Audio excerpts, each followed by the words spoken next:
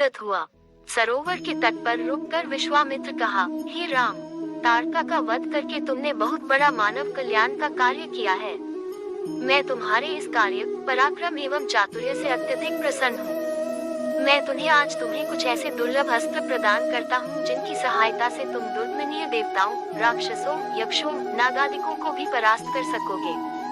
ये दंड चक्र, धर्म चक्र, काल चक्र और इंद्र चक्र नामक अस्त्र हैं।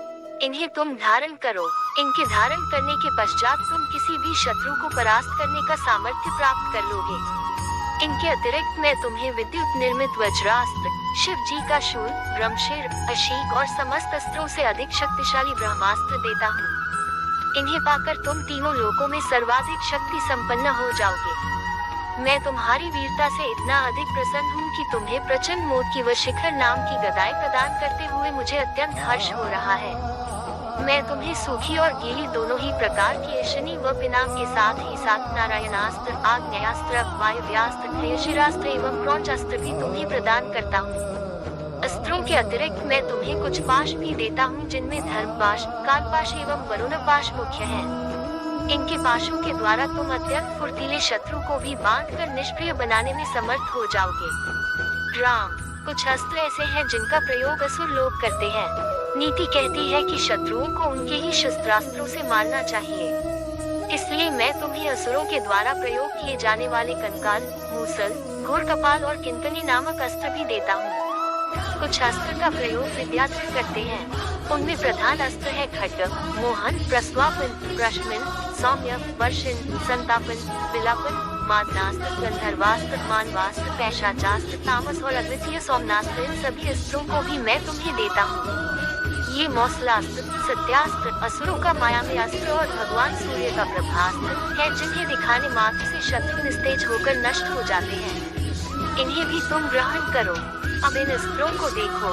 ये कुछ विशेष प्रकार के अस्त्र हैं। ये सोम देवता द्वारा प्रयोग किए जाने वाले शिशिर एवं दारुण नाम के अस्त्र हैं। शिशिर के प्रयोग से शत्रु शीत से अकड़कर और दारुण के प्रयोग से शत्रु गर्मी से व्याकुल होकर मूर्छित हो जाते हैं।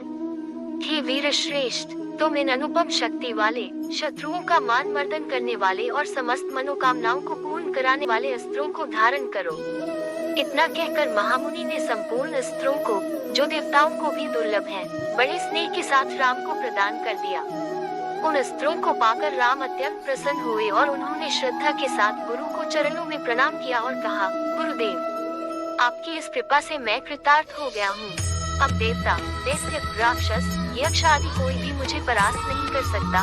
मनुष्य की तो खैर बात ही क्या है, किंतु मुनिव किसी प्रकार के अस्त्र गंधर्वों, देवताओं, राक्षसों आदि के पास भी होंगे और उनका प्रयोग भी मुझ पर भी कर सकते हैं। कृपा करके उनसे बचने के उपाय भी मुझे बताइए। इसके अतिरिक्त ऐसा भी उपाय बताइए जिससे इन अस्त्रों को छोड़ने के पश्चात अपना कार्य करके ये अस्त्र पुनः मेरे पास वापस आ जावे। राम के इस प्रकार कहने पर विश्वामित्र बोले, राघव, शत्रुओं के अस्त्रों को मार्ग में ही काट कर नष्ट करने वाले इन सत्यवान, सत्यकीर्ति, प्रतिहार, परान्मुख, अवान्मुख, लक्ष्य, उपलक्ष्य आदि इन अस्त्रों को भी तू ग्रहण करो। इन अस्त्रों को देने के बाद गुरु विश्वामित्र ने राम को वे विधियां भी बताई जिनके द्वारा प्रयोग किए हुए अस्त्र वापस आ जाते हैं।